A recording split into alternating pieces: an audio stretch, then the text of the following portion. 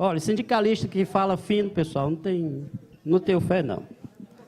Então tem que começar dizendo, boa tarde. Tem uma reforma trabalhista, o pessoal com medo. Desafio é feito para a gente enfrentar mesmo, não é não? Nós já enfrentamos, foi bala, foi canhão, foi atentado. Aí vem uma leizinha dessa. Meus amigos, eu quero agradecer à CSB pelo convite que me é feito. Quero agradecer à escola. A escola e a CSB têm atuado junto. Cosme, muito obrigado. No seu nome, cumprimento toda a mesa. E cumprimento também, em seu nome, cumprimento o presidente da CSB, o Neto. Quero cumprimentar esse auditório, os senhores, as senhoras. Esclarecer que o nosso tema hoje é negociação coletiva, levando em consideração este contexto de tantos desafios da reforma trabalhista. Professor, por gentileza, só interromper, porque tem um lugar aqui na vaga. Eu queria convidar a companheira Cida, que é a nossa companheira de Jundiaí, que viesse compor a mesa no lugar vago aqui, sim. Por gentileza. SEAC Jundiaí. Tem que arejar a mesa, né? Tinha muitos homens. Bom, como é que nós vamos fazer, como é que vai ser a sistemática? Eu gostaria de adotar a seguinte sistemática. Nós vamos começar com o vídeo, de um PowerPoint que foi transformado em vídeo. Eu gostaria que os senhores e as senhoras assistissem o vídeo, porque em cima deste vídeo nós vamos fazer algumas perguntas, 3 ou 4 perguntas.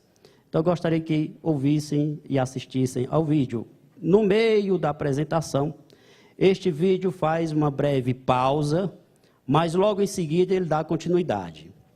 Tá certo? Depois a gente continua com a palestra, iniciando propriamente o tema a ser exposto. É um videozinho, eu acho, viu, Cosme, deve ser de 2 horas só. Não tem problema não. Depois a gente continua a palestra. Pois é, inclusive a Cíntia pediu para eu ir até umas 20 horas hoje. Bom, senhoras e senhores, por favor, coloque aí o vídeo para nós assistirmos.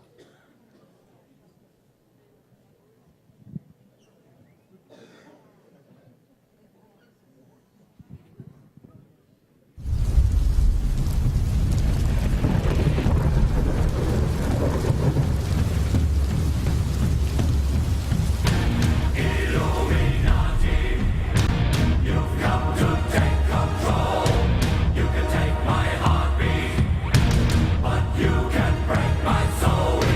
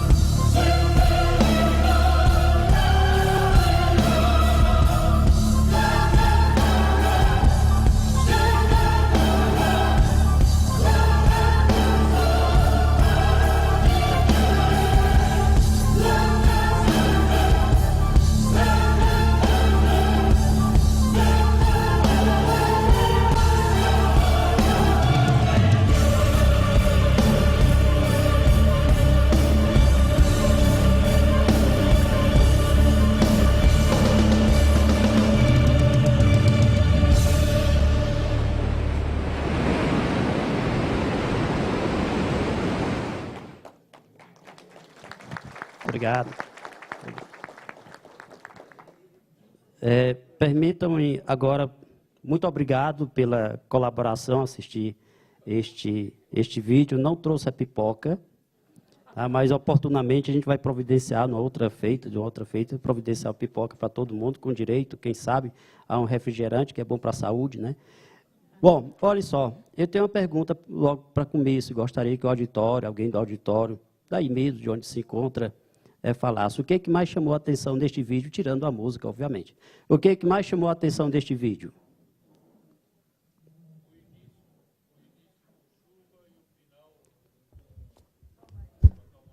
O início com chuva e o final com o sol nascendo, né, brilhando, né, uma coisa mais calma. O que mais? Alguém mais? O que mais chamou a atenção no vídeo de vocês? A vocês?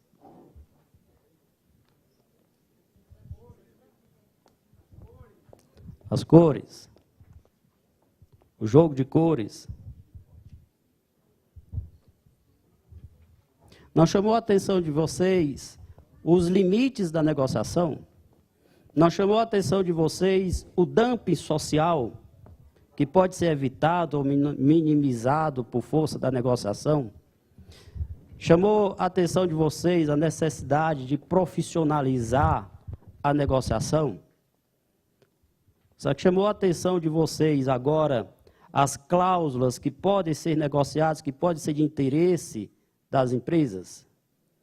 Chamou a atenção de vocês as cláusulas que o movimento sindical tem a colocar na mesa para negociar? Então, tem várias perspectivas em um vídeo desse, e é isso que nós vamos tratar neste momento, do que pode ser negociado, como é que a lei está tratando. Eu vou agora ligar. Bom, vejamos aqui. Os instrumentos, normalmente quando eu começo essa apresentação, a primeira pergunta que o sindicalista faz é a respeito dos instrumentos coletivos, acordos coletivos e convenções coletivas de trabalho que se encontram em vigor. Esses instrumentos que estão em vigor hoje, se eles perdem a sua eficácia ou a vigência, a depender da Lei 13.467, que é a Lei da Reforma Trabalhista. Esta lei, ela derruba de imediato os instrumentos coletivos de trabalho que já estão firmados. A lei entrará em vigor no dia 11 de novembro de 2017, é um sábado, e na segunda-feira, que é o dia 11, 12, 13, uma segunda-feira, é quando realmente muita coisa aí vai acontecer. E a resposta, na realidade, é a lei, o instrumento coletivo de trabalho, não perde a sua vigência em razão da sobrevinda da Lei 13.467. A lei vem, mas tem que respeitar o ato jurídico perfeito, o direito adquirido. Então, o que foi firmado, o que foi convencionado em acordo coletivo ou em convenção coletiva de trabalho, continua vigorando. Poderíamos trazer uma exceção. Se a negociação coletiva, o instrumento coletivo de trabalho, se contrapusesse a um dispositivo da lei de ordem pública. Se a lei trouxesse um dispositivo de ordem pública, de interesse público, então, obviamente, o interesse contratual não prevaleceria sobre o interesse público. Existem normas na Lei 13.467 que são de ordem pública. Mas do que eu conheço de negociação coletiva, pouca coisa tem que a negociação coletiva vá deixar de prevalecer sobre esta lei. Talvez pudéssemos mencionar, isso alguns sindicatos têm nas suas convenções, acordos coletivos, principalmente convenções coletivas, estabelecendo a representação em locais de trabalho. Mas do que eu vi da maioria dos instrumentos coletivos, esta previsão se refere muito mais à eleição de delegados sindicais, que não é propriamente o que a Lei 13.467 está trazendo, que é a representação de trabalhadores por locais de fábrica. Se a convenção, o acordo coletivo, estiver estabelecendo alguma coisa contrária à lei, a lei de ordem pública neste ponto. Então, a convenção coletiva não vai prevalecer sobre o disposto na lei. A representação de trabalhadores por locais de fábrica, trazida, eu repito, pela Lei 3.467, em atenção ao artigo 11 da Constituição, que já estabelecia esta possibilidade, e a Convenção 135 da OIT, que também já tratava desta matéria. Obviamente, a Convenção e o acordo coletivo têm que se adequarem ao dispositivo legal. Mas vamos prosseguir. Eu comecei por esta resposta, porque eu sei que muita gente pergunta e algumas empresas já chegam para rever o acordo, a convenção coletiva. O fato de as empresas procurarem as entidades sindicais de empregados, querendo a revisão dos acordos e convenções coletivas, os sindicatos não são obrigados a fazer essa revisão. Tem que conversar com as empresas, se lhe convier, tudo bem, faz a revisão, faz um aditivo ao acordo ou um aditivo à convenção coletiva e dá prosseguimento. Mas não que automaticamente a Lei 3.467 já vá valer. Os instrumentos que estão em vigor, eles vão valer até o prazo fixado de sua vigência. Depois que terminar o prazo convencionado, o que foi pactuado de sua vigência, então é que se poderá reabrir a negociação, como se faz em toda data base. Então se abre a negociação, agora sob a égide da Lei 3.467. Uma outra consideração que eu quero falar, e aqui já entrando na parte mais prática de negociação coletiva, é que negociação coletiva é um jogo de poder. O que leva uma pessoa a sentar na mesa para negociar com uma outra pessoa. E o que leva não só a pessoa, mas entidades sindicais, pessoas coletivas, pessoas jurídicas, o que leva uma pessoa a sentar na mesa de frente a outra para negociar. E o que vai ser negociado, o que leva uma parte a aceitar a proposta da outra, e a outra a proposta da primeira. O que leva a essa negociação? E eu percebi durante o meu tempo de mediador, eu sou do Ministério Público do Trabalho, mas venho participando, atuando como mediador já há algum tempo, já há muito tempo, que eu lido com o movimento sindical, já faz muito tempo que eu lido com o movimento sindical. Em mediações, dissídios, greves, eleições sindicais, a gente tem atuado muito neste campo. E o que eu aprendi é que o que leva alguém a sentar na mesa com outra pessoa para tratar de uma negociação e a aceitar ou não aceitar uma proposta é um jogo de poder. Só tem duas coisas. Ou a pessoa senta na mesa porque vai tirar uma vantagem, as vantagens são recíprocas, ou então porque tem medo da outra. Se o movimento sindical for um movimento sindical fraco, um movimento sindical sem expressividade, um movimento sindical que não tenha uma representatividade, a empresa não tem o menor receio de sentar na mesa e nem vai sentar. Ela não tem nem interesse em sentar, porque ela pode muito bem chegar para o trabalhador e fazer os acordos individuais, tratar diretamente com o trabalhador. Então, se o sindicato pede uma negociação, uma mediação, ou quer negociar com a empresa normalmente não se dispõe a dar essa sentada. O outro ponto é aceitar a proposta. O que leva alguém a aceitar a proposta de outra pessoa? É preciso ter argumento, ter argumentação. Se não houver uma argumentação plausível, se não souber como convencer a outra pessoa de que a proposta é boa, não vai ter acordo. Às vezes, as propostas nem são tão boas, mas essas propostas são vendidas de uma tal maneira, são repassadas de uma tal maneira, que a outra pessoa acaba se interessando pela proposta.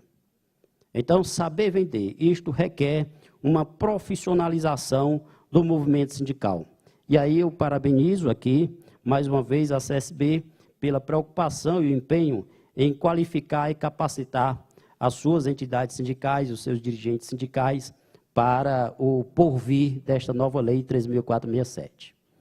A lei estabelece o que pode ser negociado e o que não pode ser negociado. Sai mais fácil começarmos pelo que a lei diz que não pode ser negociado. O artigo 611, letra B de bola, diz as hipóteses, os casos que não pode ser objeto de negociação. Mas o que a lei diz nesses incisos do 611B são somente os casos óbvios. O legislador teve a redação, ele fez uma redação muito clara e não mudou em nada. Diz assim, não pode ser objeto de negociação coletiva tributação. É claro que não pode. Isso é interesse público. Não precisa nem estar na lei, na CLT, não. Essa matéria não é nem sequer trabalhista. Tributação é um outro regime. Quem rege isso aí é o direito tributário, é o Código Tributário e legislação complementar. E o legislador colocou no 611B dizendo que não pode ser objeto de negociação. Era desnecessário. Colocou também que não pode ser objeto de negociação o aviso prévio. É claro que não, que menos do que o que a Constituição já coloca, as partes não podem negociar. Então, o aviso prévio está na Constituição, aquela jornada, o limite de jornada está na Constituição, FGTS está na Constituição, férias constitui também um direito previsto na Constituição Federal. É claro que esses direitos mínimos não podem ser negociados.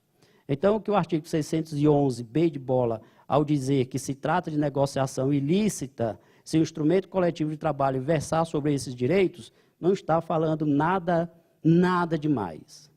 Agora, o perigo está no artigo 611A, porque o legislador diz que é possível negociar, travar instrumento coletivo de trabalho, e nessas situações o negociado vai prevalecer sobre o legislado, e o legislador estabelece uma série de tópicos, de situações que podem ser objeto de negociação. Mas esta relação ainda não é uma relação fechada, porque o caput do artigo 611 estabelece, entre outros direitos, podem ser negociados, né, com força prevalecente sobre a lei, e estabelece uma série de possibilidades. Jornada é uma dessas possibilidades, então tem uma série de possibilidades. E é neste contexto que o sindicalista precisa se situar para poder saber o que pode ser negociado e o que não pode ser negociado. A intenção do legislador foi provocar uma blindagem dessas negociações coletivas, a fim de que o judiciário não possa revê-las, sob o argumento de que o judiciário, com a possibilidade de rever esses instrumentos coletivos, acabaria trazendo uma insegurança muito grande nas relações de trabalho, nas relações negociais. Agora, obviamente, quando se vai negociar, nem tudo o que se quer é o que se pode. Existem algumas cláusulas que são possíveis, existem as cláusulas que são desejadas. O que é que o trabalhador quer? O trabalhador queria um reajuste salarial de 20%, de 30%, gostaria de ter a estabilidade no emprego, mas estas cláusulas são possíveis? Estas cláusulas, será que as empresas vão concordar? Eu já comecei negociação coletiva, em que o sindicato senta na mesa e diz, olha, nossa proposta de reajuste é de 30%, isso agora, neste ano. Eu disse, não, peraí, 30% você não está começando uma negociação. Vai ter que começar uma negociação com o pé no chão. Em meio a uma crise econômica como esta que temos no país, muitas empresas fechando. E, meus amigos, a gente sabe demais que as empresas, muitas empresas, na mesa de negociação, ou a sua entidade sindical, acaba criando situações ou narrando situações que nem sempre correspondem à verdade. Mas eu posso dizer para vocês que nós realmente estamos passando uma crise econômica. O índice de desemprego tem aumentado muito. Nós já passamos os 16 milhões de desempregados e de postos de trabalho fechados. Então, realmente tem uma crise econômica muito grande no país. Hoje em dia, o maior bem que o empregado tem é o seu emprego. Em uma negociação coletiva, eu tenho visto isso com muita frequência neste ano. Os trabalhadores querem muito mais segurança no emprego do que propriamente um reajuste salarial acima da inflação ou os ganhos reais. Ele prefere o emprego e manter as condições que se encontram. É este o propósito, neste momento, que dão a prioridade às negociações coletivas. Então, tem que se analisar as cláusulas que são possíveis. A possibilidade está sob o ponto de vista econômico, a possibilidade está sob o ponto de vista jurídico, o que a lei permite ser negociado. Eu escutei agora há pouco tempo, eu estava assistindo a palestra do professor Meton, por isso que eu vim falar aqui do púlpito para que vocês não me confundissem. O professor Meton retornou, né, voltou, então eu vim falar aqui para ficar uma diferença mais notória, né, mais nítida, tá? Então, você viu que eu vim com paletó diferente também, a gravata mudou. Então, o professor Meton estava palestrando aqui, conversando com vocês, dentro, né, daquele jeito sisudo que ele tem, né? E eu escutei alguém ali falar, dizer, na administração pública não se negocia, né, não se tem o direito de negociação coletiva. E é este exatamente o nosso trabalho junto à CSB e na condição de professores e que escrevemos sobre a matéria, é exatamente dizer que mesmo na administração pública existe o direito à negociação coletiva. Existe, agora, por outro lado, que existe uma resistência da administração pública, em razão dos seus gestores, em negociar com os sindicatos. Prefere negociar com a JBS, negociar com outras, né, outras empresas, outras entidades, do que negociar com as entidades sindicais. Mas existe, juridicamente, a possibilidade de negociação coletiva. Agora, como convencer o gestor público a sentar para negociar? E como convencer esse gestor público de que é possível estabelecer algumas cláusulas coletivas? Essas dificuldades que existem no setor público também existem no setor privado. Às vezes se diz assim, no setor público as coisas são mais fáceis, porque no setor público o funcionário, o servidor público, ele é estável, então já não tem aquelas mesmas dificuldades do trabalhador da iniciativa privada. Na iniciativa privada, o trabalhador vive uma situação de insegurança muito grande. Se ele realiza uma greve, ele sabe que além dos descontos salariais que ele vai sofrer, ele pode ser despedido assim que terminar a greve. A estabilidadezinha que ele tem, uma estabilidadezinha temporária, né, muito breve, terminou a greve, ele pode ser despedido. No serviço público, há outros desafios, há outros problemas. Não podemos dizer o que é mais fácil, um é mais fácil do que o outro. Ou que a vida do servidor público, em termos de negociação e de conflito coletivo, a vida do servidor público seja mais fácil do que a vida dos trabalhadores da iniciativa privada. O que muda são os desafios. E agora o servidor público vai passar por mais um desafio, se for aprovado, né, o projeto de lei proveniente do Senado Federal, que reduz, que fragiliza a estabilidade no serviço público. Esse é mais um desafio que está vindo por aí. Mas o que eu quero tratar aqui neste slide que está projetado aí, é de que nem sempre as cláusulas possíveis são as desejadas. E nem sempre as cláusulas desejadas são as cláusulas possíveis. Em uma negociação coletiva, é preciso entender o que a outra parte quer. Não só o que uma quer, mas também o que a outra está querendo. Porque se você souber o que a outra parte deseja, será possível estabelecer uma relação de valoração da cláusula. De valoração da cláusula. O que é que os sindicatos, e aqui me refiro ao setor privado, o que é que os sindicatos do setor privado tinham de força ou de barganha em uma mesa de negociação coletiva? Entre outras cláusulas, existia a da jornada 12 por 36, porque isso era possível por negociação coletiva. Existia a cláusula do banco de horas. Então, quando os sindicatos sentavam na mesa para negociar, ele sabia que as empresas queriam, eu acho que 90% das empresas queriam o banco de horas.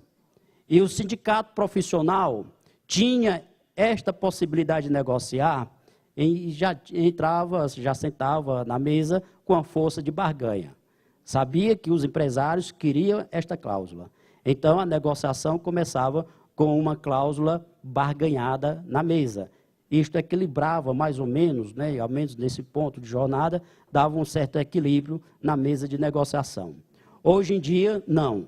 Hoje em dia, a cláusula de 12 por 36, a jornada 12 por 36, pode ser celebrada individualmente entre o trabalhador e o seu empregador.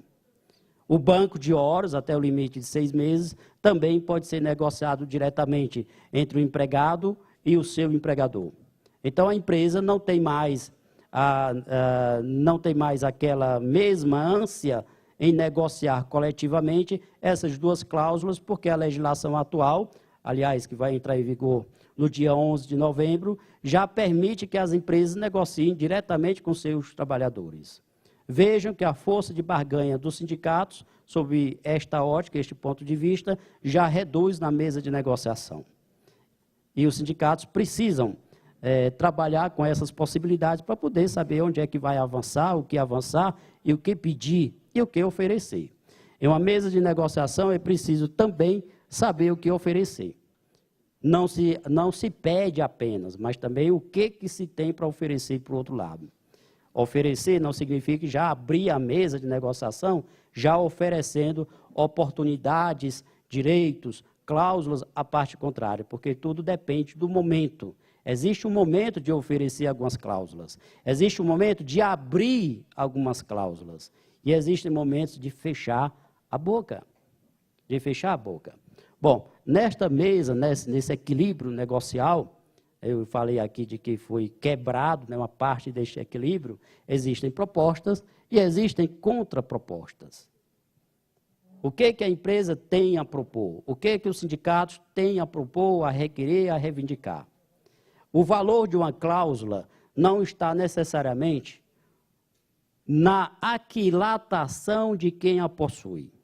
Eu vou dar um exemplo aqui com a minha caneta aqui, que eu possuo aqui, uma canetinha simples, que para mim tem muito valor. Uma caneta dessa no mercado, aqui, sendo objetivo, ela vale uns 10, 12 reais, essa caneta.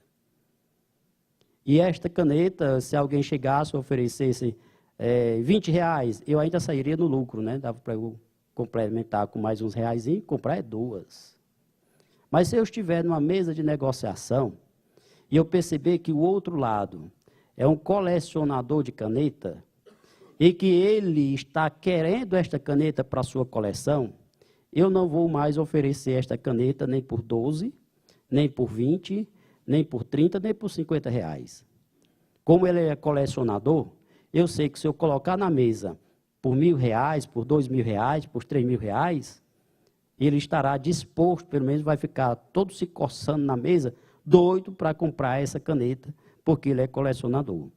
Então, o valor da caneta, não necessariamente quem vai colocar é a minha avaliação, mas é eu saber o que o outro, como o outro avalia esta cláusula. A importância desta cláusula para o outro. A situação de desespero. Se eu estou querendo um copo de água e não estou com tanta sede, eu avalio este copo de água de um determinado valor para mim.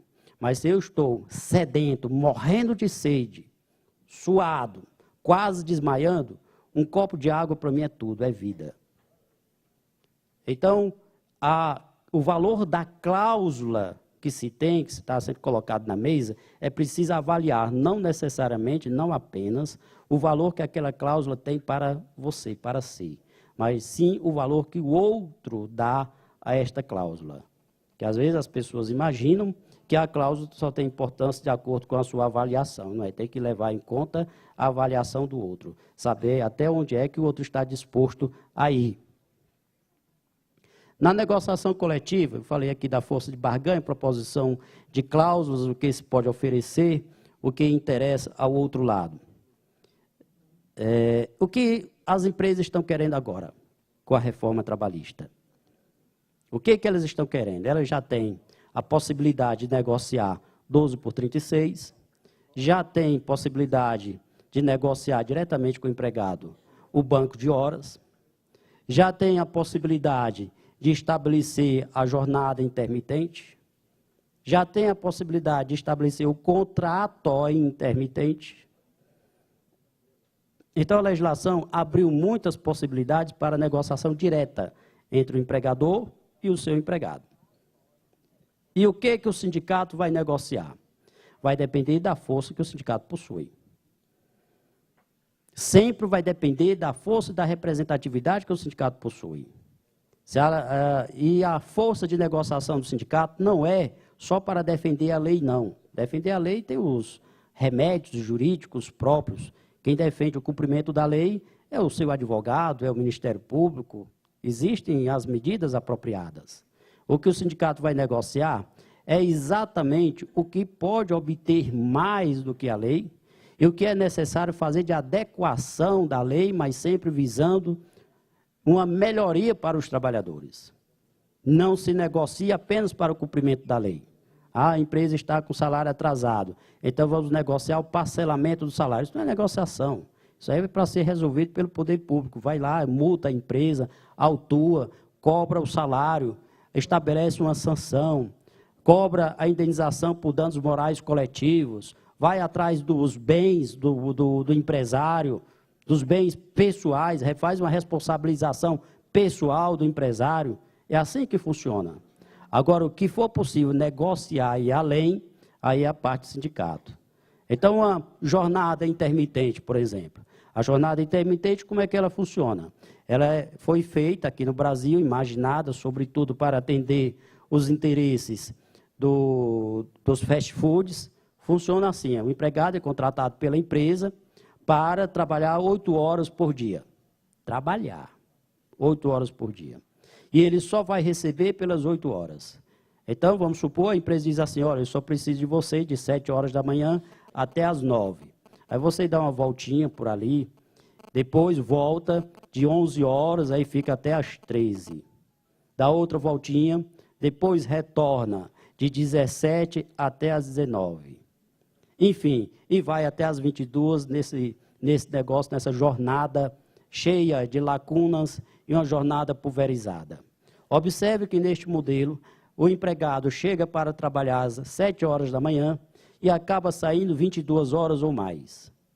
Na realidade, ele ainda, para chegar em casa, ele vai levar, dependendo do local onde ele mora, ele vai acabar levando mais 1h30 para chegar em casa e no outro dia vai levar mais 1h30 para retornar ao serviço. Ele vai ocupar o dia quase inteiro, vai ficar à disposição, chamemos assim, vai acabar se ocupando com a atividade empresarial, mas ele só vai receber pelas 8 horas efetivamente trabalhadas. É um modelo cruel para o trabalhador, é um modelo cruel. Em outros países, onde se adota a jornada intermitente, existem limites a essa jornada intermitente. Primeiro, a jornada intermitente só pode ser aplicada em atividades que realmente requeram intermitência. E ainda assim, sob determinados cuidados, a garantia aos trabalhadores, cuidado com a situação, a segurança do trabalhador.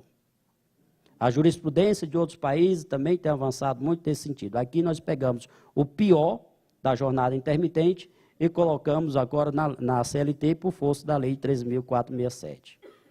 E o que os sindicatos podem fazer? Os sindicatos têm que acompanhar o cumprimento dessa jornada e têm que exigir das empresas que observem determinadas garantias. O que o trabalhador, neste tempo lacunoso, nesses furos, o que ele vai ficar fazendo? As empresas, ele não está à disposição da empresa. Ele é livre para fazer o que quiser. Como ele é livre para fazer o que quiser, se ele sabe que daqui a 2 horas ele tem que retornar ao serviço e dar continuidade ao serviço. Ele não é livre para fazer o que quiser. Não, mas a empresa não tem nenhum poder sobre ele nesse momento. Ele é livre. É livre, ele pode ir ali tomar uma cachaçinha? Não pode, porque ele tem que estar apto a retornar, a voltar à sua atividade. Então, ele não tem uma liberdade ampla. Então, quer queira, quer não, ele tem uma determinada responsabilidade com a empresa, porque ele tem que estar apto a retornar ao serviço.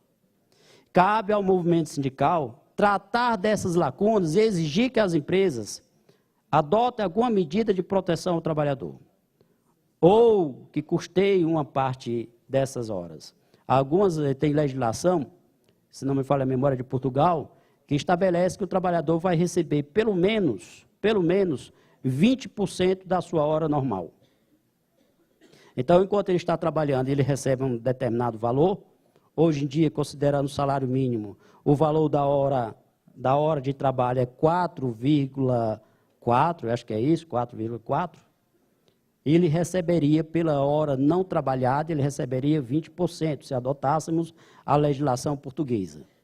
E como o direito comparado também é fonte do direito do trabalho, nos termos do artigo 8º da CLT, cabe aos sindicatos reivindicar a observância, se não dos exatos termos do que a legislação estrangeira já aponta, mas trazer para cá, para o direito brasileiro, um pouco do que a legislação estrangeira indica.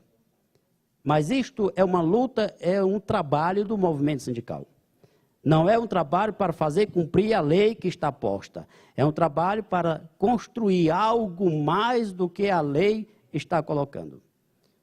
Sentar simplesmente para cumprir a lei não é negócio. Para isso existem outros instrumentos processuais. Existem as reclamações trabalhistas, as reclamações individuais, as reclamações coletivas, as denúncias que podem ser feitas ao Ministério Público, recorrer à fiscalização do trabalho, vai que cai em um dia, ou em um mês, ou em um ano, que aquela atividade estava colocada como apta a integrar as metas de fiscalização do trabalho, né? Conversar mais com o Ministério do Trabalho, que infelizmente e lastimavelmente está moribundo, só ainda funciona graças ao esforço que os auditores fiscais, os funcionários do Ministério do Trabalho pessoalmente fazem, desenvolvem, mas é um ministério sucateado, não tem tido sorte, infelizmente, com seus ministros do trabalho, com os chefes do Ministério do Trabalho, né? Alguém que defende a pasta trabalhista. Aí, no dia de votar uma lei que vai retirar os direitos trabalhistas, se ausenta do Ministério do Trabalho, vai lá na Câmara, vota contra o direito do trabalho e volta e retorna, senta na mesma cadeira. Não podemos dizer que uma pessoa dessa é realmente trabalhista. E isto acontece não só com uma autoridade, com outras, 2, 3. Então, infelizmente, o Ministério do Trabalho está sucateado. Mas a negociação coletiva tem que dar o norte e tem que dar o ponto diferencial. As empresas estão se preparando para a negociação coletiva da seguinte forma. Sentam na mesa e já dizem assim, nada do que foi será. Nada do que foi será. Aquela convenção coletiva anterior, esqueça. Vamos recomeçar tudo de novo. Recomeçar tudo do zero. Isso quer dizer que as conquistas, a cesta básica que se negociou, os auxílios que se negociaram, tudo isso esquece? Tudo isso esquece. Vamos começar tudo do zero, como se nunca tivesse havido uma negociação coletiva. Com as exceções respeitosas, que sempre existem, mas as empresas estão começando a negociação coletiva com este discurso. Vamos começar tudo agora, é um novo momento. Vamos começar tudo agora. E não é um momento tão novo não, meus amigos. Porque o trabalhador continua o mesmo, a necessidade que ele tem de comer continua a mesma, a necessidade que ele tem, eu pedi os colegas para desligar o celular, tá bom? A dificuldade que ele tem de sobreviver é da mesma forma. Então, as dificuldades para o trabalhador continuam as mesmas ou pioraram, se agravaram. Portanto, o movimento sindical tem esta obrigação de resgatar conquistas trabalhistas que a Lei 13.467 está tirando. Não é um trabalho fácil, até porque a lei começou dizendo assim, veja como foi o plano do legislador. O legislado, o negociado vai prevalecer sobre o legislado. E vamos começar tirando o dinheiro dos sindicatos. Vamos começar tirando o custeio sindical. Vamos começar mudando esse custeio sindical. E aí, ao passo em que privilegia, sob o ponto de vista jurídico, as negociações coletivas, na prática, começa fragilizando uma das partes que vai negociar coletivamente, que é o movimento sindical. O legislador já começou com má fé desde o início na elaboração da Lei 13.467. Prova da má fé do legislador. Prova, cabal. O legislador prometeu ao movimento sindical, teve quem acreditasse, olha, vamos dar o regime de urgência a este projeto de lei. E o movimento sindical, mas tem muitos erros aí que precisam ser aprimorados, tem que ser consertados. E o legislador disse, não, mas aí houve uma negociação com o presidente da República de que seria dado um regime de urgência à lei e que o presidente da República baixaria, editaria uma medida provisória, fazendo alguns acertos na lei, e dentro dos acertos estaria também a questão do custeio sindical. A lei e o movimento sindical acabou aceitando esta proposta, poderia ter ido às ruas com mais veemência, mas acreditou na palavra do poder público. A lei foi editada, a lei foi publicada, e o movimento sindical, esperando a tal medida provisória, que não saiu, foi conversar com o presidente da República. Presidente da República, cadê a medida provisória? Que medida provisória? Aquela que foi acertada, que acerto? Aquela medida provisória lá, peraí, eu vou falar logo com o Senado. Aí vai lá no Senado, Senado, nós acertamos, tivemos um trato com o presidente da República, a lei iria correr em regime de urgência, não é? A gente não faria tanta movimentação nas ruas, confiando na medida provisória que o governo federal iria fazer, um aditamento tal na lei, uns acertos aí. E o Senado, que medida provisória? Não, ninguém negociou comigo, não. E o presidente da Câmara, por lá do outro lado, olha, o projeto saiu daqui e não vai ser mexido. Nós não reconhecemos nenhuma negociação com o governo, com o presidente da República ou com o Senado Federal. E começou a confusão. De lá para cá, o governo vem bromando o movimento sindical. Sai na próxima semana. Não, na outra semana.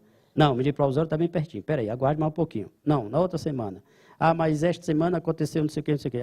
Aguarde que na outra semana. Não vai sair, não.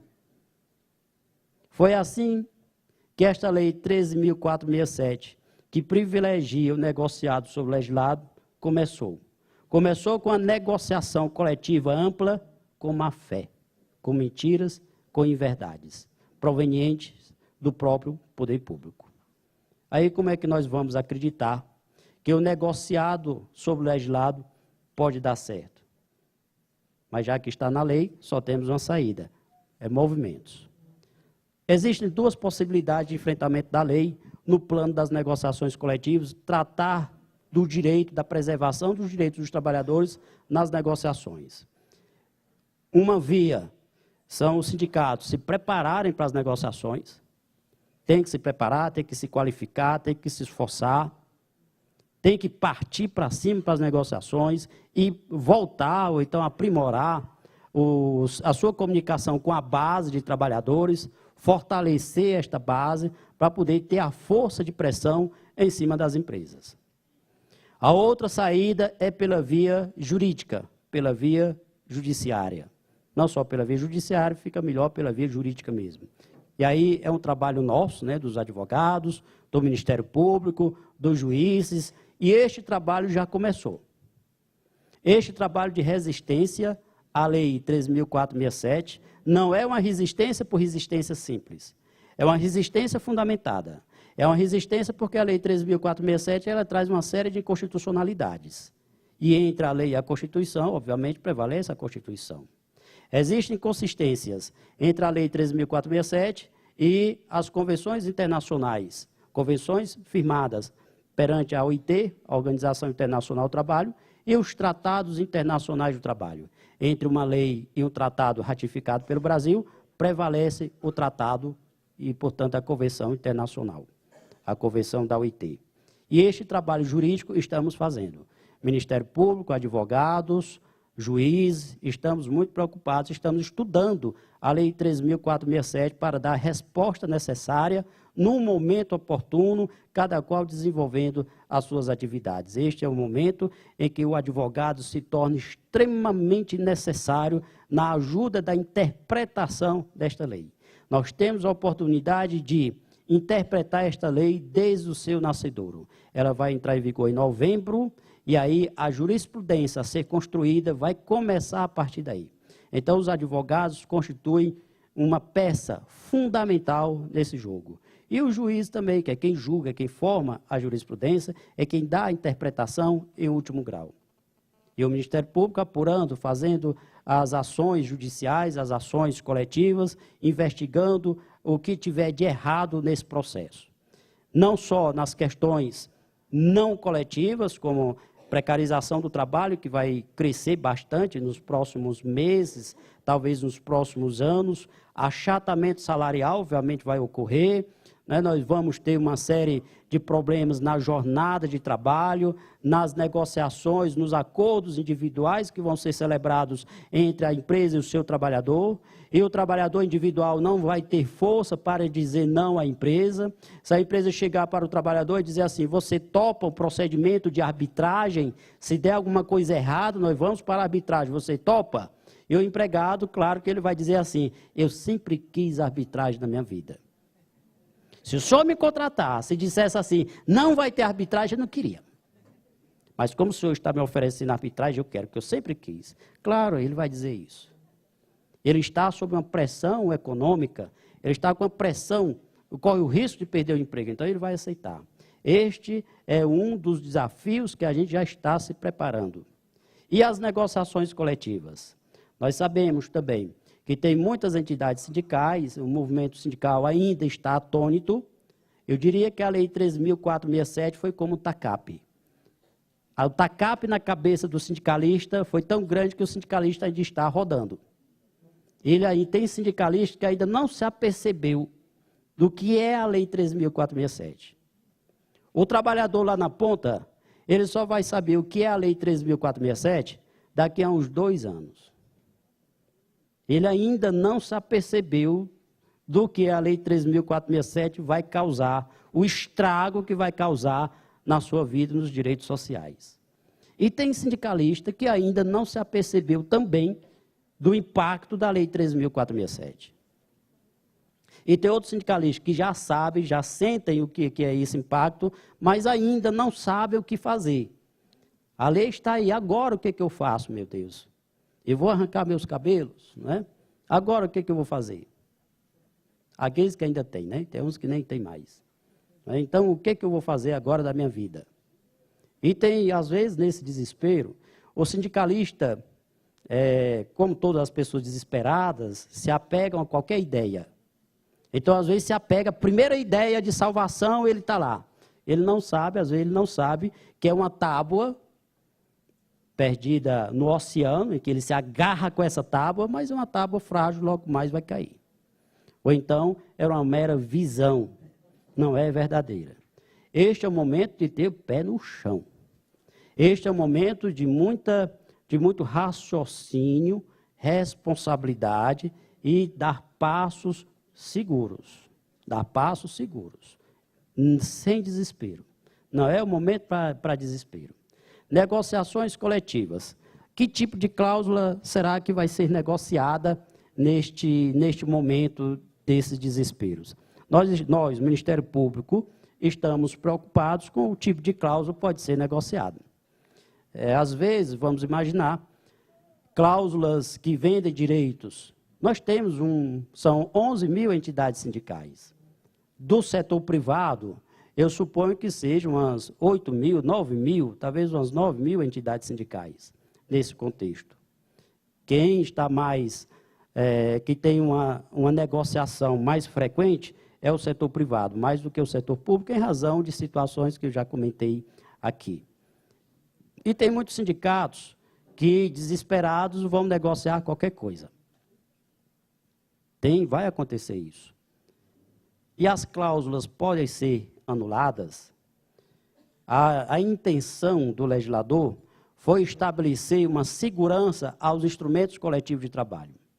Proibiu o judiciário de fazer qualquer interpretação ampliativa de direitos. Diz que o judiciário não pode, ao interpretar os contratos coletivos, acordos e convenções coletivas, não pode ampliar direitos nem retirar direitos. Isso significa o quê? Interpretação literal. E disse mais lá na frente que o judiciário, ao se deparar com ações sobre a validez, a validade de negócios jurídicos, o judiciário precisará se ater aos requisitos formais. Ou seja, o judiciário só vai anular um instrumento coletivo de trabalho se, sob o ponto de vista formal, apresentar vício. Que aspectos formais nós poderíamos colocar?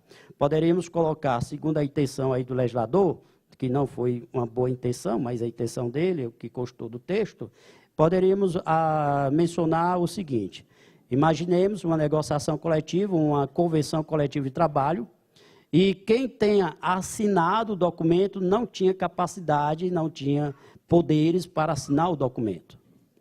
Vamos supor que fosse uma diretoria que assinou o documento, o instrumento coletivo de trabalho, que já tivesse saído do mandato. Então, obviamente, essa diretoria não podia mais assinar esse documento.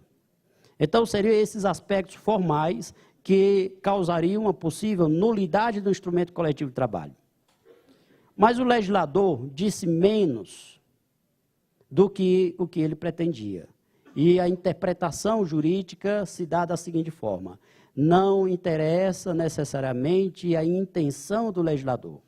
O que interessa é o que ele disse, é o que ele colocou no papel. É isto que nós vamos interpretar, é a letra da lei. Então, vamos interpretar a lei. Eu lembro aqui de algumas convenções coletivas, algumas cláusulas coletivas de trabalho, que já foram anuladas pelos tribunais regionais, com confirmação pelo Tribunal Superior do Trabalho, que se tratam de questões de mérito. E mesmo assim o judiciário, que já anulava, tinha o poder de anular, vai continuar tendo o poder de anulação destas cláusulas. Eu me deparei com a negociação coletiva, um instrumento coletivo de trabalho, que estabelecia, o sindicato havia renunciado à estabilidade gestante de todas as trabalhadoras da categoria. Então, negociou a renúncia à estabilidade gestante. Isto é possível? Não é possível. Renunciar à estabilidade gestante, mesmo instrumento coletivo de trabalho, eu me pergunto se de fato ocorrer uma assembleia. Será que ocorreu uma assembleia? Será que as mulheres que compareceram à assembleia, nenhuma só não levantou a mão? Eu duvido que esta cláusula tenha realmente sido submetida à vontade da categoria, ou à vontade dos presentes à assembleia. Então, é uma cláusula nula, já era nula no sistema da CLT que ainda está vigorando, como também permanecerá sendo nula no sistema da Lei 13.467, que alterou dispositivos da CLT. Lembro-me também de uma outra situação. Os sindicatos de empregado e empregador negociaram uma jornada ininterrupta de 34 horas. A pessoa que trabalha 34 horas dá o quê? Dá um dia e meio, praticamente. Um dia e meio. Às vezes, no exercício da nossa função, das nossas atividades, às vezes a gente vara à noite mesmo. Às vezes isso ocorre. Uma coisa excepcional. Vocês mesmos que estão aqui, que ilustram este auditório, já devem ter passado por situações assim. Às vezes o sindicalista, em época de eleição, às vezes o sindicalista vara à noite na eleição. Às vezes, na atividade que vocês desempenham como profissionais, excepcionalmente, precisa, uma vez ou outra, varar à noite. Mas daí a tornar esta jornada ordinária, aí não tem condições. 34 horas consecutivas, não tem condições. Então, este tipo de instrumento coletivo de trabalho continuará sendo alvo de nulidade e continuará sendo alvo de anulação, ou pelos legitimados, ou pelo Ministério Público e o Judiciário. A tendência é que o Judiciário continue reconhecendo este poder de anular essas situações. O que o legislador quis dizer, que o negociado prevalece sobre o legislado, foi dentro de um juízo de racionalidade e razoabilidade. Não foi com a intenção, ao menos sob o ponto de vista jurídico, de acolher estas excrescências. Estas excrescências estão fora do que a lei menciona. Então, a prevalência do negociado sobre o legislado tem que considerar estes aspectos. Aspectos constitucionais, aspectos do convencionalismo, o que os tratados internacionais já estabelecem, as garantias, os direitos, as garantias fundamentais do cidadão, os direitos humanos do cidadão. Não é tudo que se pode negociar na vida, não. O instrumento coletivo de trabalho tem seus limites e continuarão tendo limites.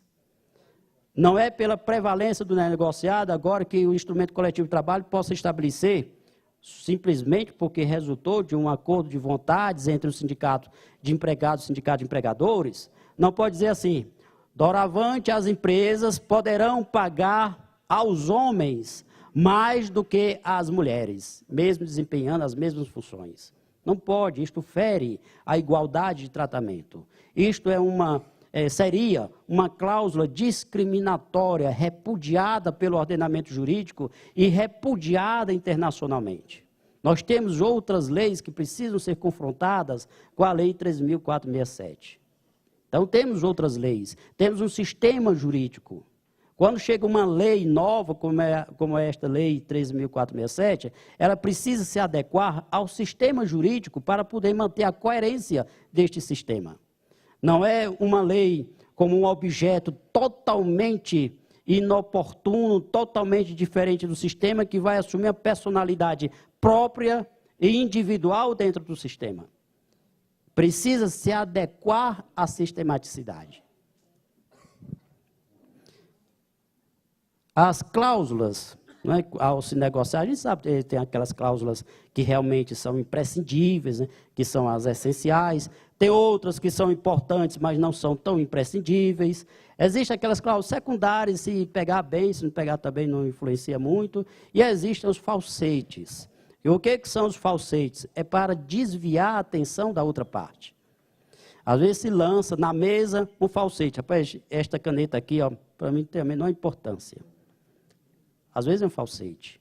É para que o outro lado acredite que você não está dando a menor importância à caneta. E, na realidade, você está dando importância à caneta. Ou então você joga um objeto, uma cláusula, e esta cláusula é importantíssima, que é para desviar a atenção. Lá no meio da história, você tá bom, essa cláusula é importante, vou abrir mão dela em troca da cláusula X, que realmente era a cláusula que você queria. Então, estas possibilidades, este jogo que ocorre na mesa de negociação, mantida a boa-fé, obviamente, mas o jogo da negociação coletiva tem que ser feito. E o movimento sindical, né, precisa saber jogar este jogo. Eu já me deparei com algumas entidades sindicais em que a pessoa não tinha a expertise de negociar. Não tinha expertise de negociar. Às vezes a gente joga para fazer um teste. Eu fiz um teste um dia desse, deve estar com uns 15 dias mais ou menos, uns 15, estourando 20 dias. Uma sindicalista compareceu e juntamente com o seu empregador, e a sindicalista aceitava tudo que o empregador falava. O empregador falava, ela aceitava, e aí eu dava uma opinião contrária, ela aceitava também. E aí eu comecei a manjar que a coitada não estava sabendo das coisas, né? Não sabia nem o que estava negociando. Eu comecei a colocar umas sugestões bem absurdas, e ela aceitava. Eu disse, não, ela não está sabendo. É igual aquela roupa que você vai comprar na loja, eu costumo fazer esse teste, pego a roupa mais feia que tiver, e a vendedora vem e diz, está uma beleza. Ela está mentindo. Né? Está mentindo, então já perdeu a confiança. Já perdeu a confiança, que o vendedor, para ser honesto, para ser um bom vendedor, ele ajuda o cliente. Olha, doutor, doutora, o senhor, a senhora, esta roupa aí, sabe, eu acho que nós temos aqui uma roupa melhor para o senhor ou para a senhora, essa roupa aí não pegou muito bem para você, é mais para um outro tipo de pessoas, né? Eu sei que o senhor, né, se referindo a mim, a vendedora poderia dizer, eu sei que o senhor é uma pessoa muito alta, né, elegante, poderia ser uma roupa para pessoas baixinhas, né, nessa situação, né? Enfim, a mesma coisa eu fiz com a cláusula, percebi que a coitada, né, estava totalmente perdida. Totalmente perdida. Com um adendo, que é um grande erro na negociação. Ela compareceu à negociação coletiva sem advogado. Sem advogado. O advogado é uma peça fundamental nas audiências de modo geral e nas reuniões, nas mesas coletivas, nas mesas de negociação. É uma peça fundamental, dá a segurança jurídica necessária para a negociação. Chegar para o seu cliente e dizer, olha, esta cláusula não é possível, olha, esta cláusula que você está querendo negociar, a gente ganha isso aí na justiça, já tem jurisprudência construída. Olha, esta outra cláusula aí que você está querendo negociar não pode, é ilícita. Enfim, esta orientação do advogado, que é necessária na mesa, torna esse profissional imprescindível. Imprescindível. Às vezes também a forma de proposição em uma mesa, né, eu tenho visto muita proposição equivocada. como se fazer uma proposição, como se receber uma proposição. Uma mesa de negociação, a negociação coletiva do trabalho, não se esgota em uma única sentada. Existem várias sentadas na mesa. É uma reunião, audiência, 2, 3, 4, 5, às vezes mais do que isso, e isto vai ter repercussão na negociação do ano seguinte. No outro ano ainda vai ter repercussão. Se houver um conflito em um ano, no ano posterior, este conflito vai surtir efeitos ainda. E a forma de dizer as coisas, a forma de falar, é importante a forma como dizer. Vocês tiveram aqui uma palestra magnífica do professor Carlos Conce, que inclusive trouxe flores, perdão, eu não trouxe flores para vocês, né? O professor Carlos Conce, uma pessoa magnífica, um expert da oratória, certamente vocês aprenderam com ele a forma de dizer as coisas. É importante saber dizer como oferecer uma cláusula, como rejeitar uma cláusula. Às vezes, saber rejeitar uma cláusula é mais ou tão importante do que aceitar uma cláusula ou fazer a propositura da cláusula. É uma mesa melindrosa, em que todo mundo está com os nervos à flor da pele. E se o empregador oferecer uma proposta absurda que seja, e se o empregado, a representação de empregados, a representação profissional, diz assim, olha, sinceramente, eu tinha vergonha de fazer uma proposta dessa. Como é que tu faz uma proposta dessa? É vergonhoso, cria vergonha. Pronto, você fechou o canal de negociação.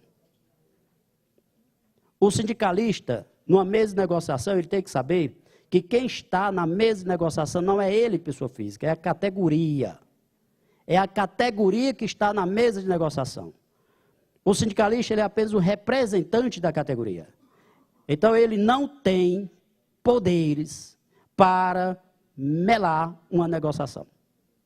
Ele tem que se esforçar na negociação coletiva. Claro que vai haver um tempo, talvez a negociação coletiva realmente não tem mais sucesso, esgotou-se, chegou ao seu limite, aí é preciso parar realmente, mas não é necessário haver a agressão à outra parte. Para ser duro em qualquer local, não necessariamente precisa ser agressivo. Tem que haver a profissionalidade, tem que ser profissional, tem que ser profissional. A forma de se manifestar, a forma de dizer, em uma mesa de negociação, muitas vezes se perde a oportunidade por alguns descuidos, alguns deslizes. Eu estava participando de uma negociação coletiva, e a negociação coletiva chegou a um ponto que ficou difícil de ser continuada.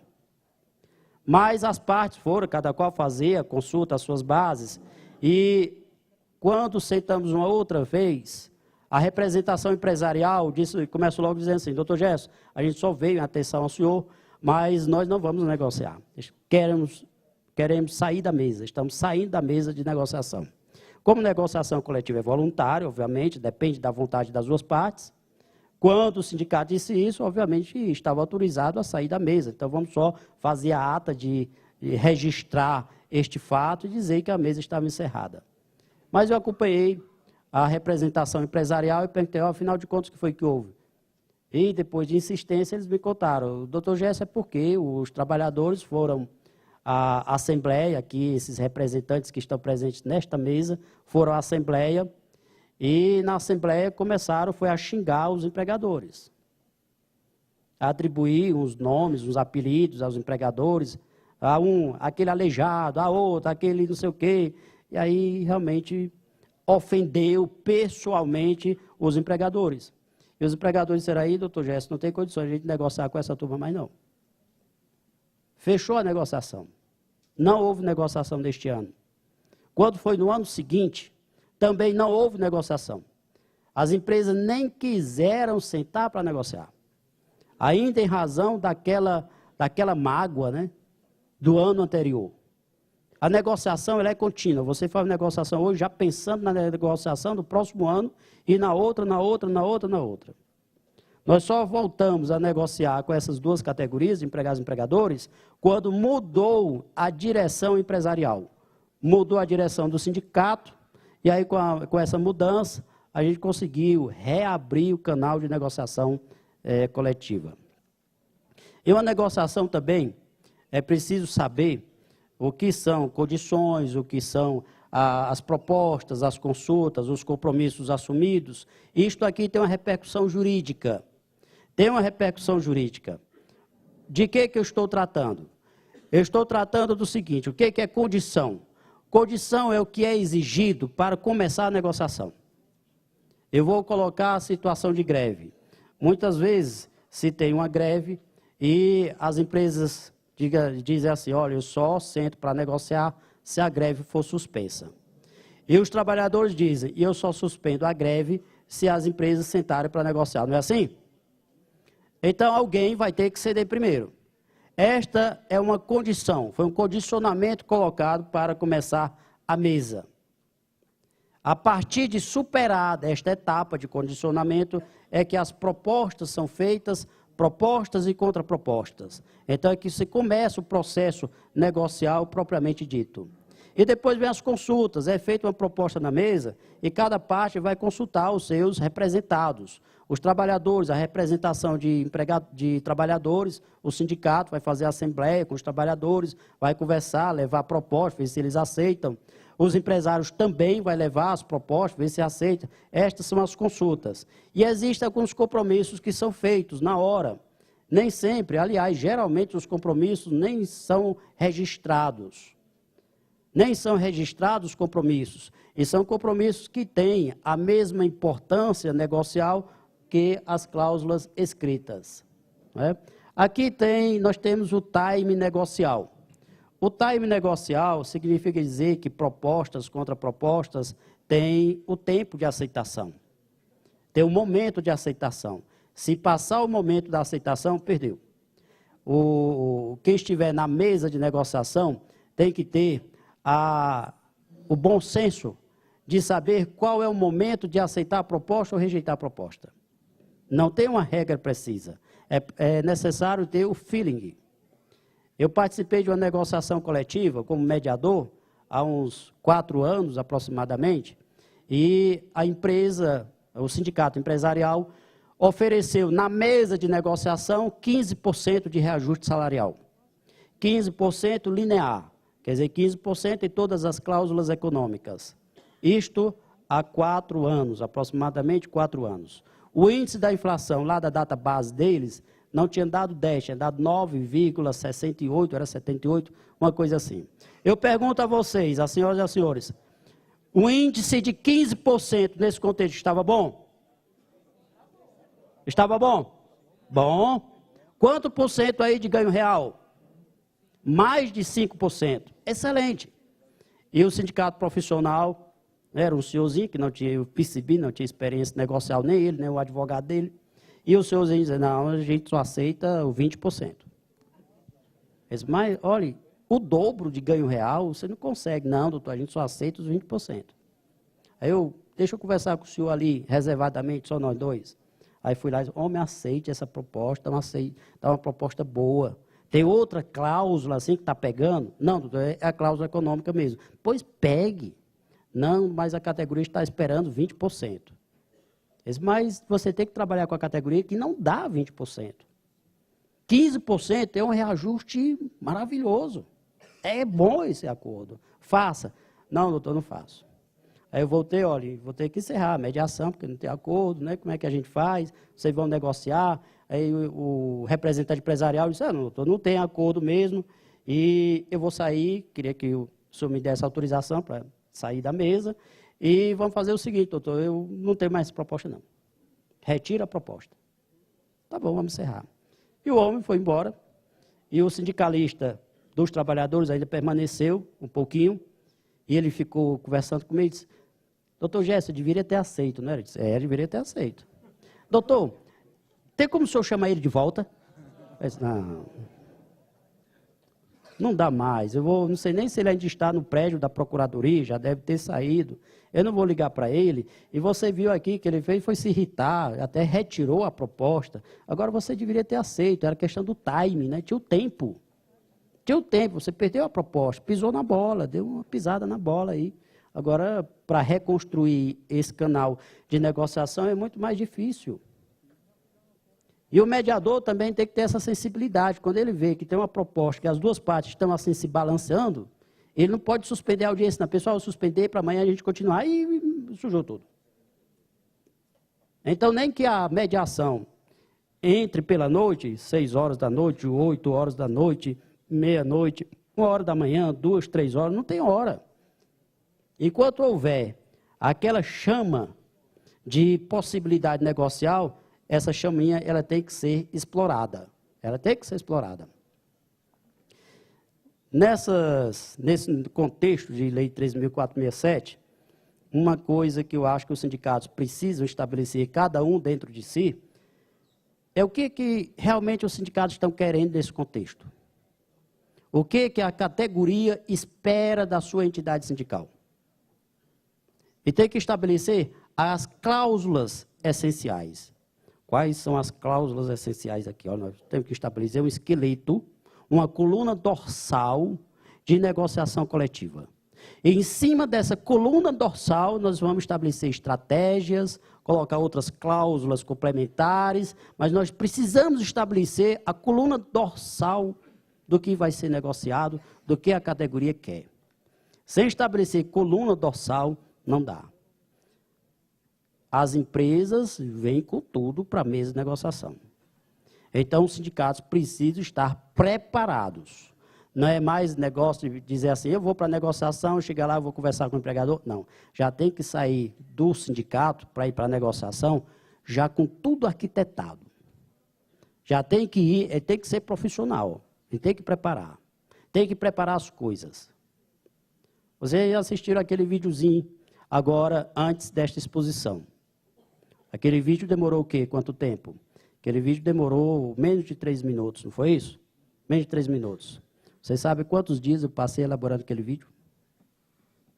Escolhendo aquela música, fazendo com que as músicas terminassem exatamente no momento que eu queria. A duração da música tem que corresponder à duração da apresentação. Os segundos de tela a tela, quantos segundos eram? Vocês não contaram quantos segundos eram?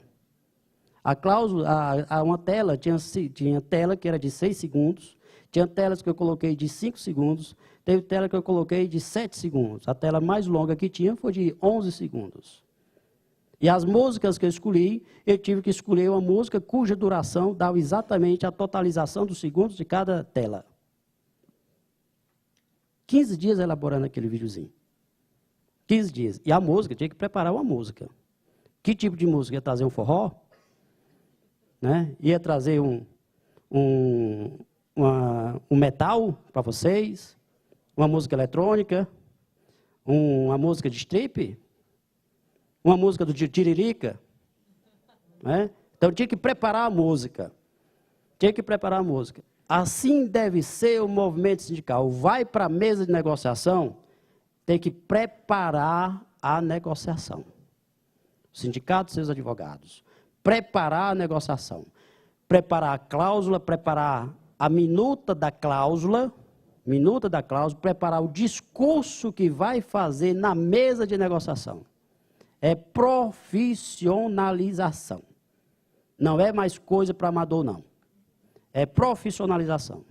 Se o sindicato não tem capacidade de estabelecer toda essa preparação, então contrate um negociador. Contrate um negociador. E vai investir no seu advogado. Doutor, já que o senhor é advogado, eu gostaria que o senhor também se qualificasse como mediador, né, para mediar, também auxiliar nessas negociações coletivas. E invista no seu advogado, tem que investir no advogado. Não é suficiente que o sindicato, o fulano de tal é um advogado tão bonzinho, vou contratar ele. Não, invista nele também. Invista no advogado. O dinheiro do sindicato é para investimento mesmo. Invista no sindicato, nos funcionários do sindicato, invista nos diretores do sindicato, invista nos advogados do sindicato. Tem que qualificar, capacitar, preparar, educar.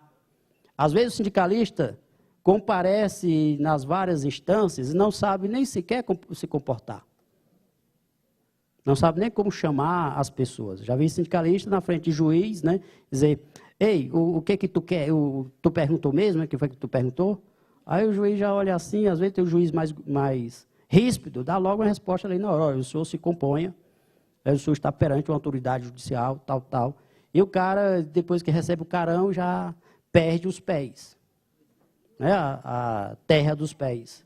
Às vezes o juiz é mais educado, né? Não só o juiz, outras autoridades também, às vezes os colegas meus também, procuradores de Ministério Público, e aí às vezes são mais ríspidos, às vezes são mais educados, olha, o senhor está perante, a autoridade não é esse o linguajar próprio, olha para o advogado, doutor, eu preferia conversar com o senhor, já que o seu cliente não sabe se dirigir à autoridade e tal. Enfim, até essas coisas precisam ser feitas, né? Eu sei que meu horário é até às 20 horas, mas eu já estou caminhando aqui para a finalização. O que será que as empresas estão querendo nas próximas negociações coletivas? O movimento sindical precisa identificar o que as empresas estão querendo. Não é possível ir para uma mesa no escuro. Tem que saber o que quer e tem que saber o que o outro quer. Se você estabelecer esta regra, o que eu quero e o que o outro quer, será possível estabelecer estratégias. Mesa de negociação é uma mesa de estratégias. Às vezes, aliás, às vezes não, muitas vezes, a primeira rodada não tem outra finalidade, senão você descobrir o que o outro quer. E aí, assim, conta uma piada, conversa aqui, né, acha graça, mas ali, pode crer, está todo mundo se estudando. Não tem ali ninguém displicente. Quem pensar que aquela sentada, aquele ânimo aparentemente descontraído, não vai pensar que ali está todo mundo descontraído efetivamente, que não está, não. Está todo mundo de olho, se estudando. Se estudando. O olhar, aprender a ver o olhar, a ler o olhar. É? Poker. Uma mesa de negociação é um jogo de poker. É um jogo. Mesa de negociação é um jogo. Ganha quem jogar melhor. Às vezes, numa mesa de negociação, existem também os sinais. Às vezes uma pessoa combina com a outra, e mesa de negociação não é aconselhável só o sindicalista. Eu vi mesa de negociação, vai um sindicalista. É o pior tipo de presença que se pode ter numa mesa de negociação. O sindicalista tem que ir com outros sindicalistas e com o seu advogado. Com outros sindicalistas, porque às vezes é preciso fazer o papel do policial bom e do policial ruim. Tem aquele que diz umas palavras mais duras, aí chega o presidente do sindicato, normalmente quem deve dizer as palavras mais duras não é o presidente do sindicato, é um outro. E aí o presidente do sindicato tem que ter a sua posição de chegar e dizer, ó, fulano, embora mesmo que concorde com ele, ó, fulano, ó, não é bem assim, empregador, não foi bem isso que ele quis dizer, sabe? Embora ele esteja certo no mérito, mas não foi bem esta forma, e tal, vai lá e administra, sabe? Mas é importante mais de uma pessoa para a mesa de negociação. E ter os sinais. Quando uma proposta, às vezes, é dada assim, razoável, aí um se olha assim, disfarçadamente. Às vezes se dá 2 toquezinhos na mesa para dizer, olha, está bom de fazer uma suspensão. Ou então, está razoável. Né? Às vezes, 3 toquezinhos significa outra coisa. Tem um linguajar. Esses cuidados, que às vezes se pensa assim, são cuidados tão bobos. Pois é. As teses melhores e as conquistas melhores vêm das situações mais claras e mais óbvias. O professor Meton estava aqui, que me antecedeu, estava falando um pouco dos valores, né? Ele tem um livro sobre valores. O valor, ele tem valores, né? E na filosofia, definir valores é muito complexo. O que é valor? O que é o valor humano? O que é o valor? E a filosofia chegou a uma definição, a mais aceita das definições de valor. Valor é o que vale. O que não vale não é valor. Aí você olha, que definição mais besta, né? Valor é o que vale. O que não vale não é valor. mas aí filosoficamente se vai, se analisa, tal, é o conceito mais aceito que se tem. Eu suponho que as empresas vão querer, estão interessadas na quitação anual, aquela quitação que é feita todo ano, é uma faculdade da empresa e do trabalhador. Os sindicatos podem estabelecer essa quitação anual na sua negociação coletiva, mas essa quitação anual não é uma quitação não é um procedimento só para dar a quitação. Só tem sentido estabelecer uma cláusula sobre a quitação anual se for uma cláusula bem feita. For uma cláusula que diga assim, olha, é necessária a presença do empregado, é necessário que o empregador previamente prove que fez todos os pagamentos do período, é necessário que fique logo claro para o empregador de que esta homologação ou quitação anual não vai abranger direitos personalíssimos, que não pode abranger interesses públicos ou de terceiros, que não pode abranger direitos indisponíveis. Então é importante que o sindicato pergunte ao trabalhador, você lá sofreu algum assédio, está sendo alvo de assédio, tem alguma discriminação, como é que está lá? Não, doutor, não tem nenhuma discriminação lá, então tudo bem. Esta cláusula precisa ser uma cláusula bem construída. Se for uma cláusula bem construída, é uma cláusula importante para o sindicato profissional e é importante também para o sindicato de empresas. O sindicato empresarial quer a quitação anual por razões de segurança.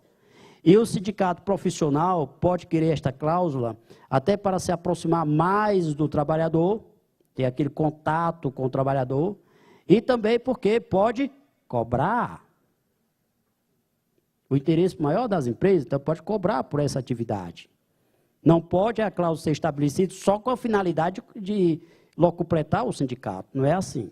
Tem que ser uma cláusula bem construída e ficar bem claro, bem definido, dizer, olha, a finalidade é, enquanto você atende o interesse da empresa, mas proteger o trabalhador.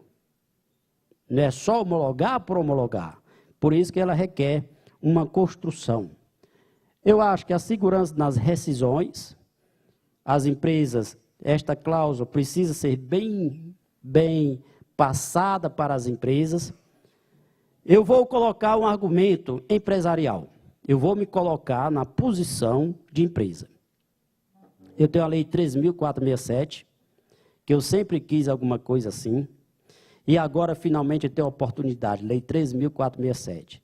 Tirou a rescisão dos sindicatos, aquela assistência na homologação foi retirada dos sindicatos. Eu, como empresário, não preciso mais ficar batendo cabeça com o sindicato. Foi tirado de lá. Eu tenho uma possibilidade de fazer a rescisão direta com o trabalhador, ele me passa o recibo de quitação de tudo que eu pagar a ele. Ou se eu quiser uma segurança ainda maior, para evitar que o trabalhador não vá mais à justiça de maneira nenhuma, eu posso promover, juntamente com o trabalhador, um procedimento na Justiça do Trabalho e pedir que a Justiça do Trabalho, o juiz do trabalho, homologue o acordo que eu estou fazendo com o trabalhador. Isso tudo sem passar pelo movimento sindical. Então, eu não preciso mais do movimento sindical. Tá? Agora, vamos imaginar do lado do movimento sindical. Aliás, eu vou imaginar, não do movimento sindical de trabalhadores, vou fazer uma análise doutrinária disso aí. A quitação, que é feita diretamente entre o empregador e o seu empregado, sem o sindicato, e não sendo judicial, esta quitação é a quitação simples. A quitação simples, pela legislação civil, que o legislador da Lei 13.467 mandou eu aplicar, esta quitação simples pode ser objeto de discussão a qualquer momento. E o trabalhador ele pode chegar para o advogado e dizer assim, doutor, a empresa me despediu, está aqui o recibo de tudo que eu recebi aqui de dinheiro, está aqui os termos de rescisão, mas olha só, doutor, na realidade eu fui constrangido naquela oportunidade. Este valor aqui, olha, não era isso tudo. eles me pagaram 5 horas extras, eu tinha para receber 80 horas extras. Nesta quitação, eu não recebi o adicional noturno, eu tinha umas horas de jornada noturna. E o advogado dizia, então, tudo bem, vamos ajuizar a ação, a reclamação trabalhista.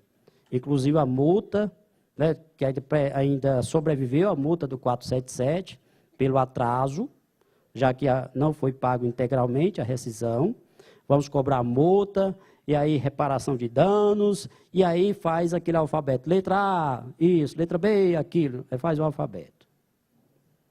As empresas ainda não acordaram para que esta rescisão feita diretamente entre ela e o empregado é uma rescisão simples e, portanto, admite essa discussão judicial. A segurança que elas tanto procuravam, não obtiveram. A homologação na justiça, os juízes do trabalho vão resistir. Até por uma questão de operacionalização. Todas as rescisões que antes eram feitas no sindicato, agora passaram a ser feitas na Justiça do Trabalho, não tem vara que vá aguentar. Não tem. Não tem. Aqui em São Paulo, eu acredito que as audiências estejam sendo marcadas para o final de 2018, algumas já para o começo de 2019. Não é?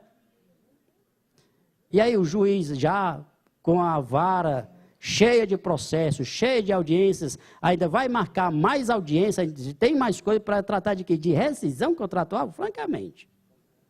Os juízes vão resistir, não vão querer esse ônus, não.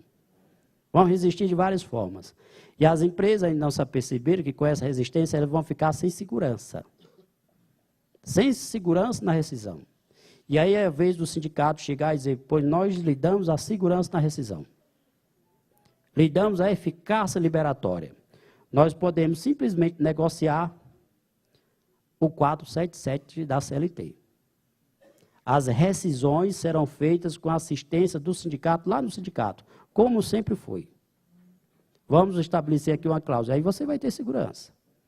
Em troca disso, o sindicato, que vai analisar as contas resilitórias, em troca disso, o sindicato pode cobrar.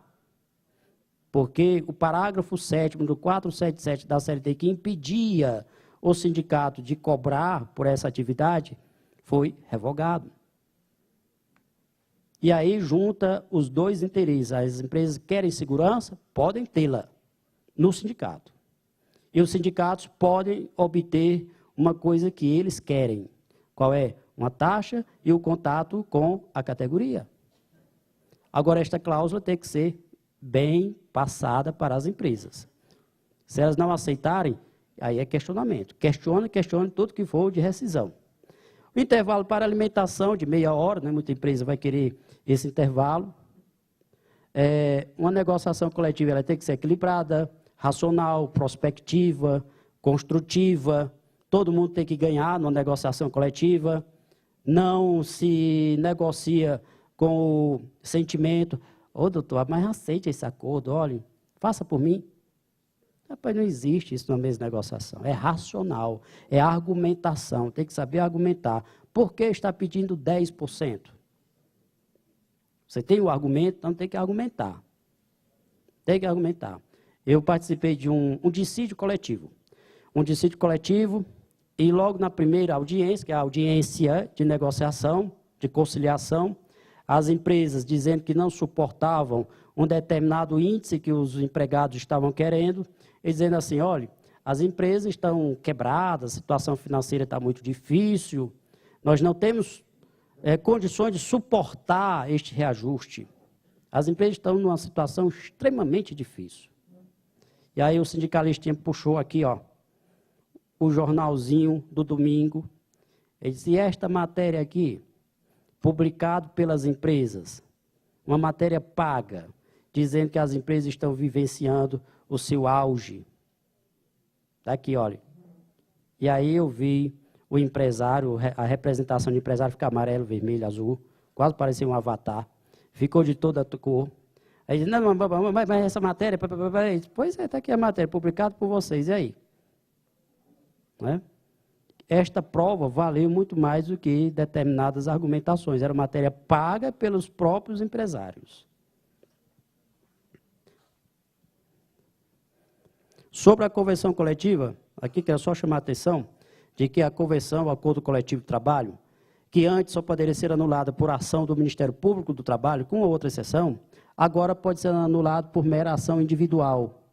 O legislador abriu a oportunidade de anulação pela via individual, o que é contraditório, porque o legislador disse que queria dar segurança aos instrumentos coletivos de trabalho e agora abre a oportunidade de anulação pela via individual.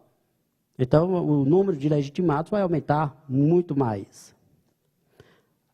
Eu vou pular aqui, já estamos caminhando para o segundo, finalmente, a gente finaliza umas 5, 6 vezes, né? E aí já estou, acho que no segundo encerramento.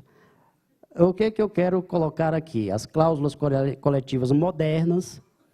Eu estou sugerindo nas minhas palestras que as entidades sindicais, principalmente as de trabalhadores, analisem a lei e conversem com seus advogados para ver quais são as cláusulas novas.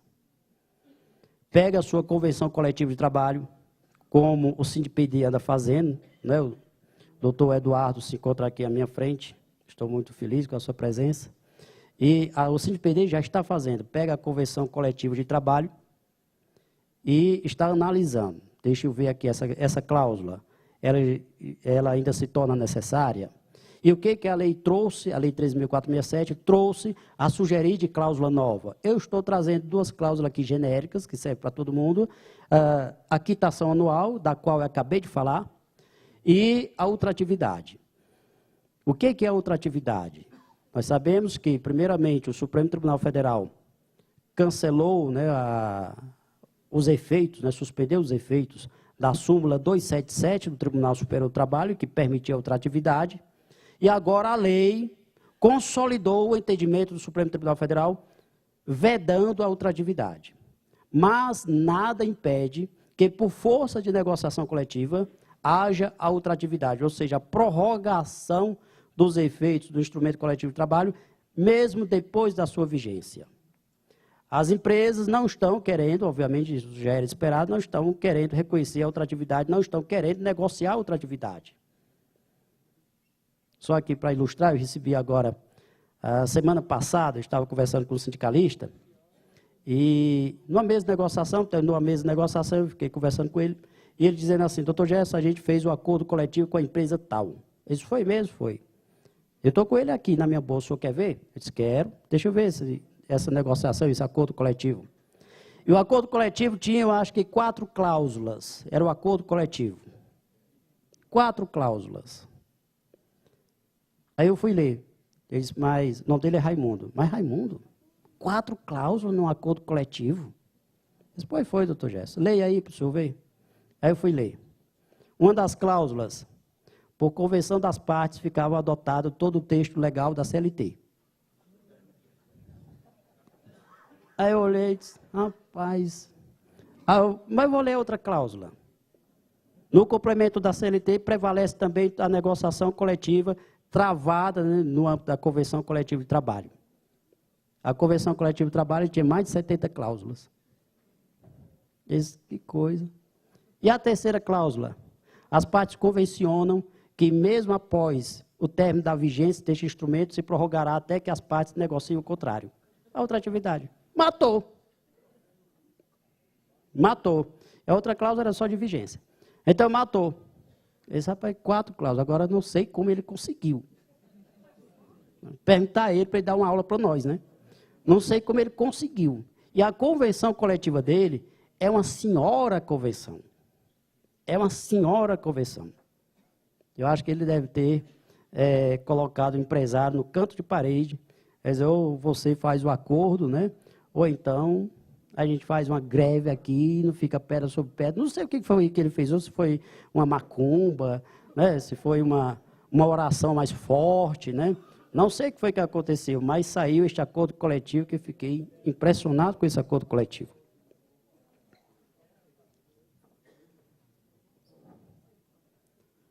O dumping social, eu vou pular aqui do dumping, vou só fazer uma menção ao dumping. entre o mar e o rochedo, quem vai penar vai ser o trabalhador. Na briga da concorrência entre as empresas, uma empresa concorrendo no mercado com a outra empresa, que oferece produtos mais baratos, que oferece os preços mais competitivos, quem vai penar vai ser o trabalhador. Então, contratar o trabalhador em condições precarizantes, salários achatados, condições pior, a mão de obra vai ser mais barata e, portanto, o preço no mercado tende a ser também mais competitivo.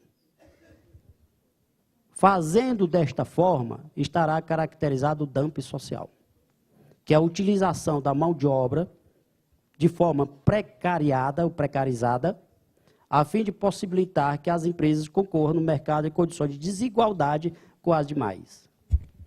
Então, vamos ficar de olho no que vai acontecer de dumping social.